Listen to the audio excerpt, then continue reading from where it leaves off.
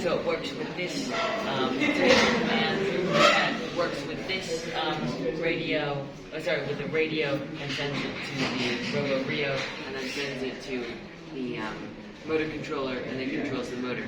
If we had to do it from scratch, we would have to write a program to communicate with the radio, then we would have to write a program to work with the brain, then to the motor controller. It's all very, very complicated, and we don't know how to do it. So the library from the makers of the competition helps us a lot. Yeah, so basically our job is to take all of these commands and combine them in order to be able to make our robot do what we want it to do. So every single robot is going to have a different code based on what we want it to do. So for example, we only have the robot driving right now, but once we add on the shooter, which will be our goal, we're going to have to program the shooter to be able to shoot out the Yeah, sure. We'll show you how we program it on the laptop. Ella's just gonna grab that laptop. Grabbing. So this is like kind of the English words that have special meaning for the computer. So, for example, what's a good example of a function? Like import.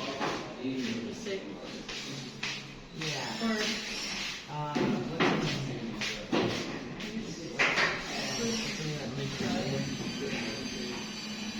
Or like robot initialization. Okay. Like, yeah. So this is so when we this writing here is just when we put parentheses after, that means it's a function, and basically what that little line of code there is is that line of code is telling the computer to set the like the motor controller to like a default value. So it's setting the amount of power it's sending through to a certain specific value. And that specific word that we use there, and then the parentheses, and then the semicolon at the end is just the way that the computer interprets. It's like how it knows that, oh, that's a function. It's not like, there's other things that exist, like variables and whatnot.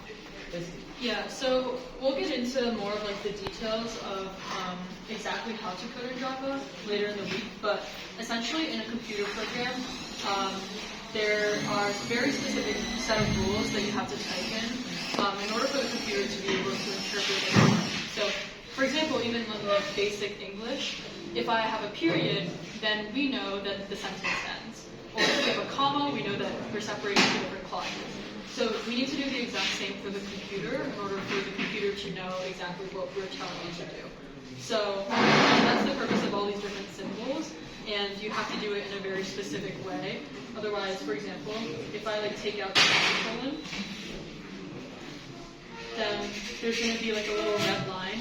Mad at us. Yeah, it's saying like, I don't know what this means.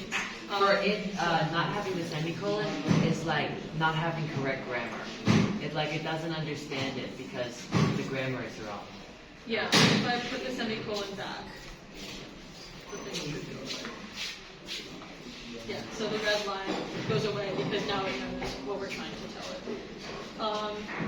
So yeah, this is a program, or this is a software called VS Code. This is just where we're able to type in our code and have it be interpreted. And then there's also logic.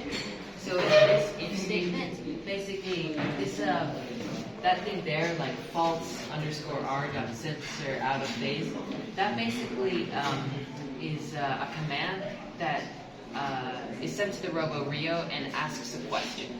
So it asks, is the sensor like the what is it, the motor controllers? Yeah, or like the state of the motor. And it basically.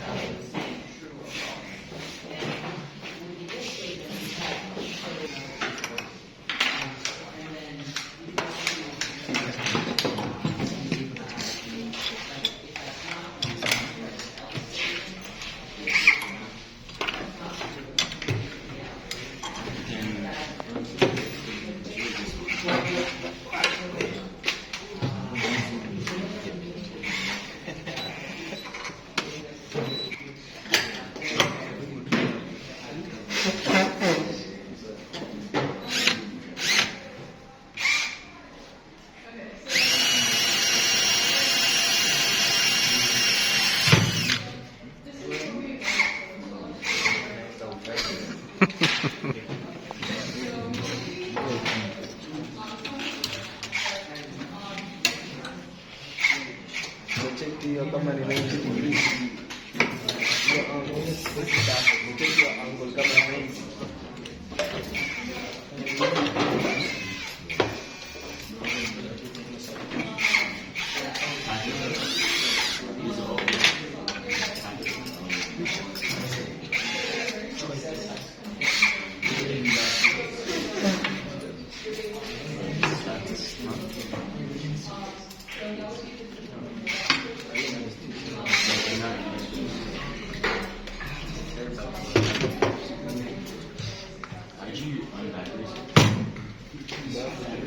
Oh yeah, sorry. It goes up. I'm pressing like this. Thank you. It's good.